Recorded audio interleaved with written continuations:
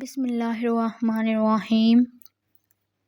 ایک مرتبہ رسول اللہ صلی اللہ علیہ وآلہ وسلم دو قبروں پر گزرے تو آپ صلی اللہ علیہ وآلہ وسلم نے فرمایا، ان دونوں قبر والوں کو عذاب دیا جا رہا ہے اور کسی بڑے گناہ پر نہیں۔ ایک تو ان میں سے پیشاب سے احتیاط نہیں کرتا تھا اور دوسرا چغل خوری کیا کرتا تھا۔ پھر آپ صلی اللہ علیہ وآلہ وسلم نے ہری ٹہنی لے کر بیچ سے اس کے دو ٹکڑے کیے اور ہر ایک قبر پر ایک ٹکڑا گاڑ دیا۔ لوگوں نے پوچھا کہ یا رسول اللہ، آپ نے ایسا کیوں کیا؟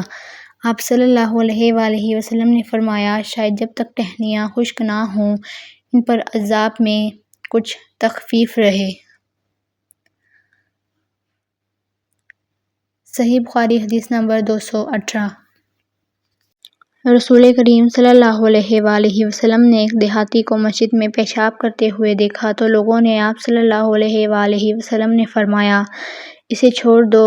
جب وہ فارغ ہو گیا تو پانی منگا کر آپ نے اس جگہ بہا دیا۔ صحیح بخاری حدیث نمبر 219۔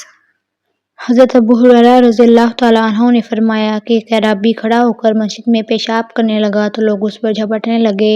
آپ نے فرمایا، اسے چھوڑ دو اور اس کے پیشاب پر پانی کا بھرا ہوا ڈول یا کچھ کم بھرا ہوا ڈول بہا دو، کیونکہ تم نرمی کے لیے بھیجے گئے ہو، سختی کے لیے نہیں۔ صحیح بخاری حدیث نمبر 220۔ ایک دیہاتی شخص آیا اور اس نے مسجد کے ایک کونے میں پیشاب کر دیا۔ لوگوں نے اس کو منع کیا تو رسول کریم صلی اللہ علیہ وآلہ وسلم نے انہیں روک دیا۔ جب وہ پیشاب کر کے فارغ ہوا تو آپ نے اس کے پیشاب پر ایک ڈول پانی بہانے کا حکم دیا، چنانچہ بہا دیا گیا۔ صحیح بخاری حدیث نمبر 221۔ رسول کریم صلی اللہ علیہ وآلہ وسلم کے پاس ایک بچہ لایا گیا۔ اس نے آپ صلی اللہ علیہ وآلہ وسلم کے کپڑے پر پیشاب کر دیا تو آپ نے پانی منگایا اور اس پر ڈال دیا۔